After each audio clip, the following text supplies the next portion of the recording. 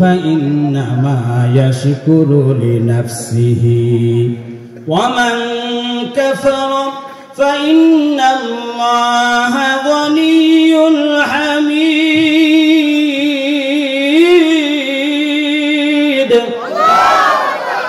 আল্লাহ রাব্বুল আলামিন বললেন, অবশ্যই আমি লোকমানকে হিকমত দান করেছি আর বলেছি, হে লোকমান, আল্লাহর কৃতজ্ঞতা আদায় করো।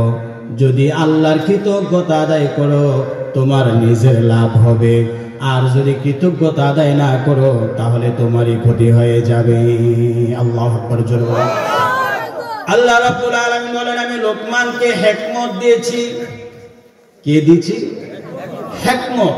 এটা এমন একটা নিয়ামত যেটা মানুষ আমল করতে করতে করতে করতে যখন উপরের লেভেলে চলে যায় তখন আল্লাহ তাআলা তাকে হিকমত দান করে। সুবহানাল্লাহ জোরে বলুন। লোকমান আলাইহিস সালাতু সালাম তিনি গাছ-গাছালি দিয়ে মানুষের চিকিৎসা করতেন।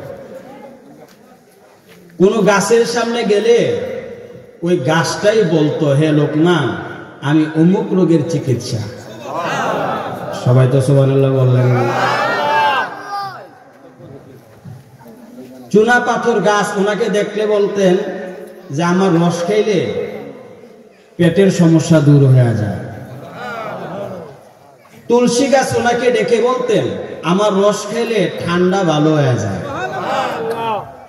নিম গাছ ওনাকে দেখে বলতেন যে আমার রস খাইলে চুলকানি রোগ ভালো হয়ে যায়। আল্লাহ তাআলা ওনাকে কি প্রজ্ঞা দান করেছেন। এই লোকমান আলাইহিস সালাতু ওয়াসসালামের নাম আল্লাহ কোরআনে বলছেন। তিনি একদিন বয়ান করতেছিলেন। কি করতেছিলেন? লোকমান আলাইহিস সালাতু ওয়াসসালাম তিনি একদিন বয়ান করতেছিলেন। আল্লাহ তাআলা ওনাকে কি ইলম জ্ঞান দিয়েছেন শুনেন। সামনে থেকে একজন শ্রোতা দাঁড়িয়ে পড়লেন, দাঁড়ায় বলতেছে যে হুজুর, বয়ানটা বন্ধ করেন, আগে আমার একটা প্রশ্নের উত্তর দিবেন, তারপরে আমি আপনার বয়ান শুনব। কি প্রশ্ন?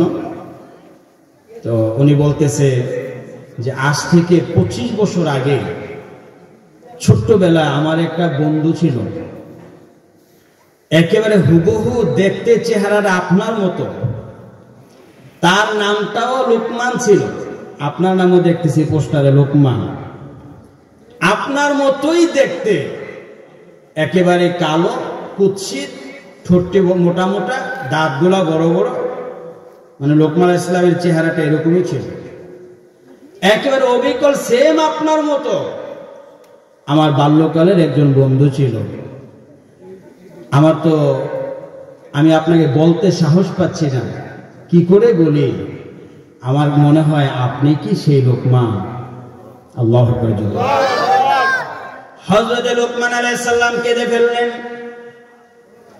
কেঁদে কেঁদে বললেন, বন্ধুরে, আমি সেই লোকমান, যে লোকমান ছোটবেলা তোমার বন্ধু ছিলাম, তোমার সাথে মাঠে ময়দানে বকরি চড়াইতা, মানুষের ক্ষেত খামারে কৃষি কাজ করতাম, বদলা দিতাম।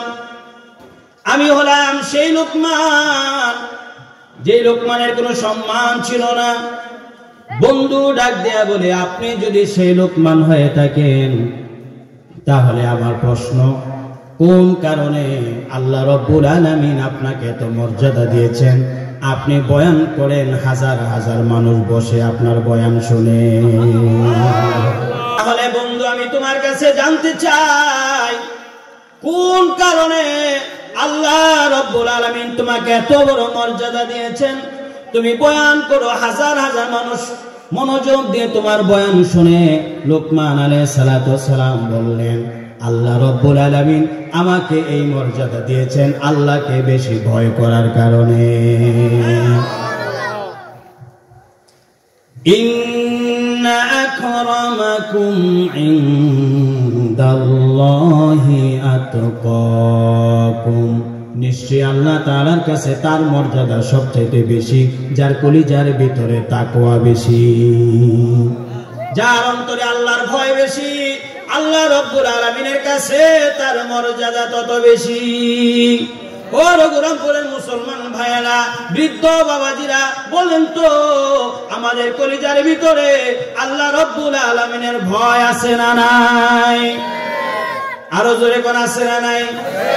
আজকে ফজরের নামাজ কয়জনে পড়ছেন একটু হাত উঠাইয়া দেখেন।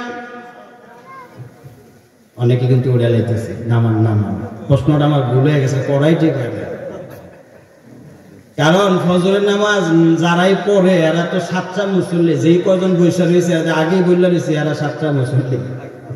যিনি ফজর নামাজ পড়ে না এটি মাহফিল আইব কেমনে? কথা কোন ঠিক কিনা? যারা বলে যে আমি আল্লাহকে ভয় করি কিন্তু আল্লাহ ডাকতেছে, সে আর কম্বলটা ফালাইলো না, তো সে আল্লাহর কেমনে ভয় করলো? ঘরে যদি আগুন লাগে তাহলে কি আপনি ঘরে বসে থাকবেন? আমি খাটে শুয়েছি তো শুয়েছি, আগুন এমনি নিব্বা যাবে নাকি সবার আগে লুঙ্গি ফালাইয়া দৌড় দিবেন? লুঙ্গির খবর থাকবে? কতজনে দেখছি লুঙ্গি ফালাইয়া দৌড় মারছে আন্দোলনে। এই তো একদম পয়েন্টে কাজ। এই জন্য আমার প্রাণের ভাইয়েরা, যার কলিজার ভিতরে আল্লাহ তাআলার ভয় বেশি, লোকটা হতে পারে কুলি, লোকটা হতে পারে রিকশাওয়ালা, লোকটা হতে পারে মুচি, লোকটা যেই হোক না কেন, দুনিয়া জমিনে, এলাকায়, মহল্লায়, গ্রামে, দেশে তার কোনো দাম নাই, মর্যাদা নাই। বলেন আল্লাহ তাআলার কাছে তার সম্মান আছে না নাই? বলেন তো আমরা কি শুধু দুনিয়ার সম্মান চাই না আল্লাহ তাআলার কাছে সম্মান চাই? লোকমান হাকিম বললেন, আল্লাহ রব্বুল আলামিন আমাকে সম্মান দিয়েছেন শুধুমাত্র আমার আল্লাহ তাআলাকে ভয় করার কারণে। এই লোকমান হাকিম আলাইহিস সালাতু ওয়াস সালাম, তাকে আল্লাহ হিকমত দিয়েছেন। আমি আজকে আপনাদেরকে হিকমত দিয়ে যেতে চাই। আপনার জীবনে যদি হিকমত পেয়ে যান, এই নিয়ামত যদি পেয়ে যান, দুনিয়া আখিরাত উভয় জাহানে আপনি সাকসেস। আল্লাহু আকবার জোরে বলেন। এই হিকমত আমরা নিতে চাই, জোরে বলেন চাই। লোকমান আলাইহিস সালাতু ওয়াস সালাম গাছ গাছালি দিয়ে চিকিৎসা করতেন। এই লোকমান হাকিম আলাইহিস সালাতু ওয়াস সালাম তার ছেলেকে ডাক দিয়া বলে, ইয়া বুনাইয়া লা তুশরিক বিল্লাহ, হে আমার আদরের ছেলে, আল্লাহর সাথে কাউকে শরীক করিও না। কার সাথে? আল্লাহর সাথে কাউকে শরীক করিও না, অংশীদার বানাইও না। ইন্নাশ শিরকা লাযুলমুন আযীম, নিশ্চয়ই শিরিক হলো মহাজুলুম। শিরিকেরা মহাজুলুম। মনে কর না তুমি আল্লাহর সাথে কখনো কাউকে অংশীদার বানাইবা